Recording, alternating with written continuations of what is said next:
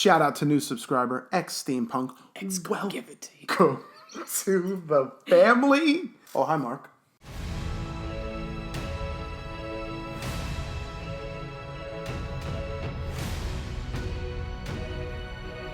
Welcome back to another amazing episode of Rounds at the Knight's Table. I'm Jim. I am Eric. Thought I heard a bird. That's just you. It was that time. And today we're going to talk about Spider-Man. Ooh, that's going to smell. Spider-Man. That's the third one. Far From Home.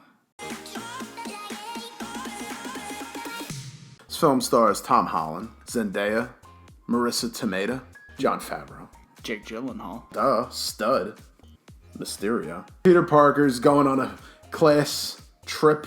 This takes place soon after Endgame, which is 5 years from 2018. Where in 2023, the blip, as they call it in this movie, happened where some people came back to people that were 5 years older while in Europe.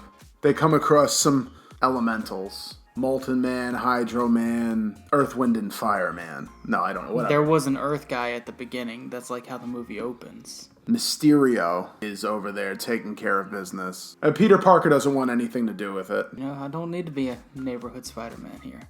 I'm on vacation. Talk about the good. Tom Holland, I think, is just perfect for this role. Oh yeah, he is like born and for this role. And dude is making bank. He's in Onward, some other animated movie. He's in a movie coming up with Daisy Ridley. I thought he did good. Jon Favreau, his chemistry with Marisa Tomei, they're kind of like an item. Well, a summer fling, according to her. Yeah. And Jake Gyllenhaal, I thought was good in this. I thought he's such a good actor. The dude, he puts in his work. Are we going to hear from you all night? We are sipping on Yingling Golden Pilsner tonight. Thought we wanted to switch it up. I was going to try it. This is my first sip. I haven't had a Yingling in I don't know, 15 years. How old am I? Not 15 years. Drink responsibly. Don't drink and drive. Don't be underage and drink. Don't look at me like that. You gotta mix it up. It smells like a beer. It's not bad. Really goes down smooth. That's not bad if you're already 3 in, I think. Like if you got a nice little tingle. Peter tingle. Hello. Back to the movie we came. I think these would taste okay. It's almost like a... Jesus Christ. I can't tell if it's his fucking phone vibrating or if it's his belly. No, it's all the belly. It's almost got like a malt aftertaste. And I don't necessarily care for that, but this is whatever. Peter Tingle. Which is like the Spidey... Hilarious nickname for it. The Spidey sense. Like the twist with Mysterio. I like how they brought that in. I knew it was coming. Because that's Mysterio's thing, is he tricks people that way. So it was nice how they brought in the illusions, the holograms with the drones. Because that's his thing. He does illusions, holograms, to fool people into thinking something's really going on when it's not. I'm going to have to disagree with you. Oh, well, I don't know. I'll just save it for the bit. No, I'll disagree with you now in the heat of the moment. It felt a little Iron Man 3 to me. Like it was a little ugh.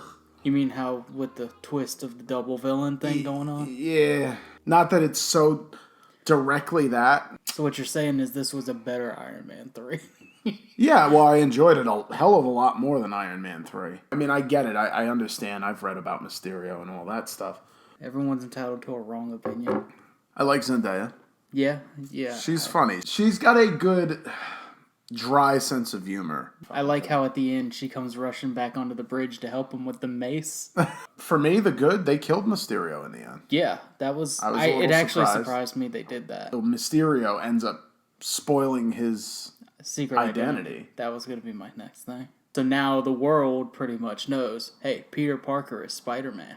And then you get J.K. Simmons back as J. Jonah Jameson. I love the new suit.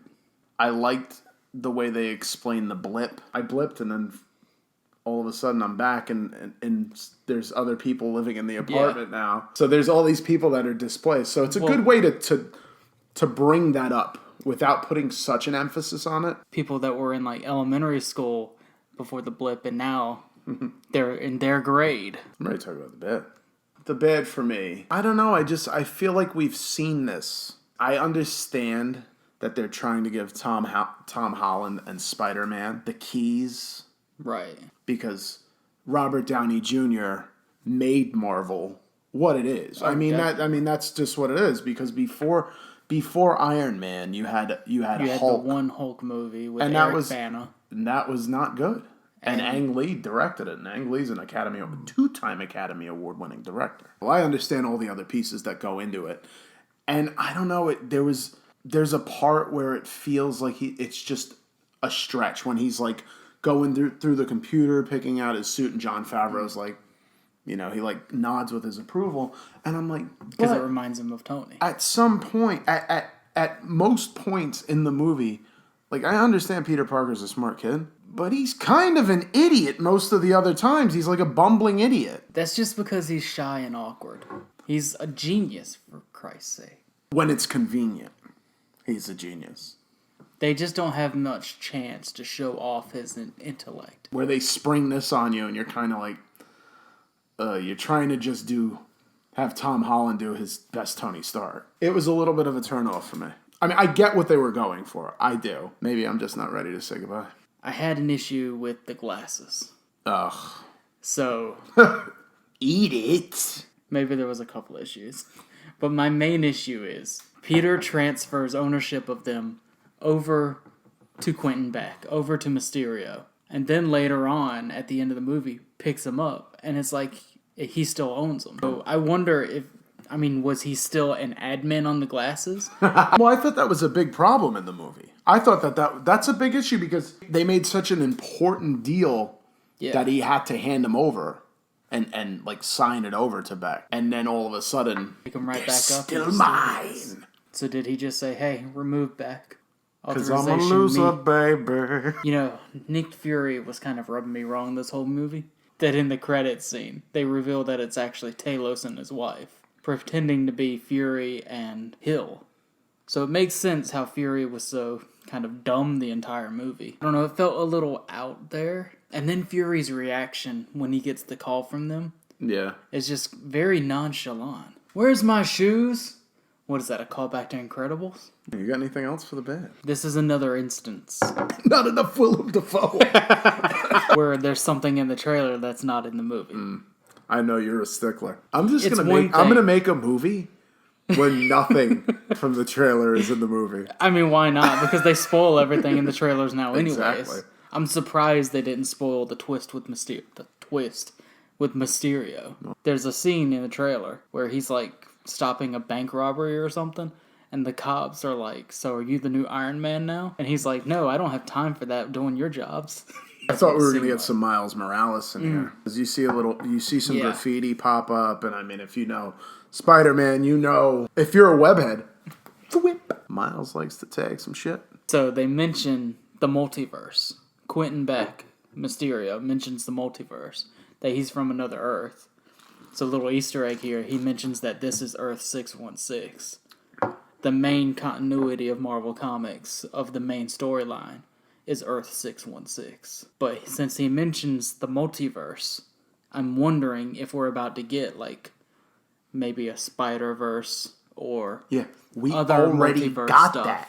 MCU type Spider-Verse. Maybe they can bring back Toby and Andrew. Maybe they'll throw in a Miles. Andrew ain't coming back. You don't know that. If Marvel throws money at him, he might. My final thought. I'm a little concerned because this feels like the slide. All good things come to an end. Right? No matter how much you don't want it to. But I think that they're going to take a drastic hit. Directors are going to move on. They're going to want to do other projects. Yeah. I just feel that we're going to come to a point where this is going to start to fizzle out.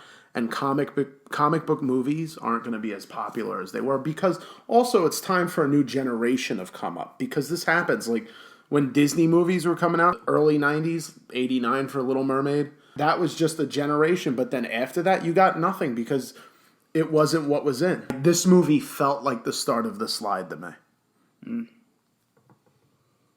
For its spot in the MCU, the end of Phase 3 officially, It wasn't maybe as good as Homecoming, but it was still a pretty good movie. Kind of like you said, though, I'm wondering about the implications of the future of the MCU. Everyone learning Peter Parker's Spider-Man.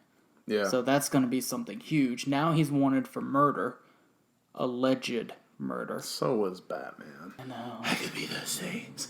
How would you score this movie? I would score the whipping 8.5. I'd score this movie a 7.6. It wasn't great. It was another Marvel movie. And I feel like we wasted Jake Gyllenhaal a little bit in this. If you like this video, hit that like. Press that subscribe. We will check you out next time only on Rounds of the Knight's Table.